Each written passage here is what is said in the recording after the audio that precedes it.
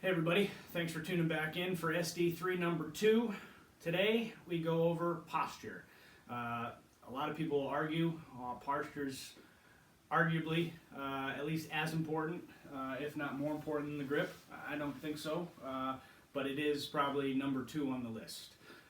If we are not set up correctly, having our body in a position that it can work synonymously with each other, upper body working with the lower body, we're going to be in trouble, right? So there are a few things we can do to get ourselves into a better position, more athletic position.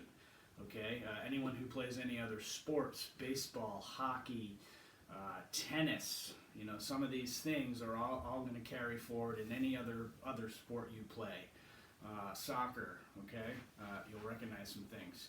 So today we're going to go over kind of the setup and how to get into your posture, and then there might be some things that are difficult for people. So tomorrow we're going to have a couple exercises that you can do and some drills to practice getting into the right position. Okay. So first thing we're going to do, and I'm going to turn to the side here. Okay. We're going to want, during our setup and even during our golf swing, we want our core engaged, right? This is something that a lot of people don't do, okay? And a lot of us, myself included here, don't have the strongest core, right? So it's just something we're not used to doing. But we want to flex our core, right? That's going to take some relief off our lower backs. Core is engaged. It's going to help us move our hips, pelvis, everything, okay? So first thing, engaged core, flexed, right? Pull that belly button in. Next, as we set up here, okay, we want to, you see a lot of people who will get up and they'll just kind of do this, they'll just bend their knees, okay? Well, my spine is still vertical, right? And in my golf swing, I'm not turning here, right? That ball's not up on a tee like baseball where we're just hitting it this height. We actually need to bend over. So how do we get there? We are going to hinge from our hips, okay? I'm going to bring a chair into the video here because this is something we'll be able to use tomorrow as well. But if you were to stand up straight, a little ways away from that chair, right? As we bend from the hips, our butt's going to go back a little bit, okay?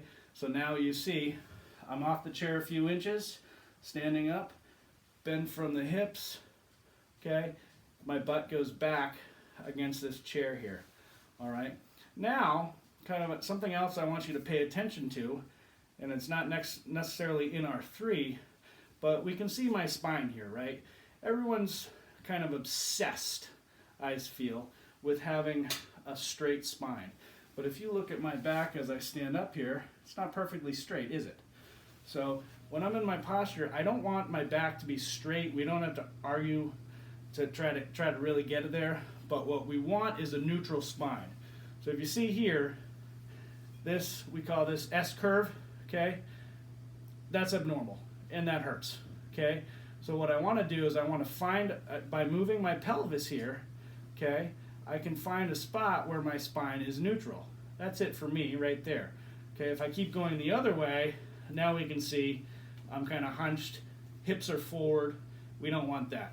So somewhere between here and here is what we're looking for, and you can kind of find where your spine is neutral, back is normal. So we're looking for normal back space, okay? Next, so I haven't done anything with my legs yet.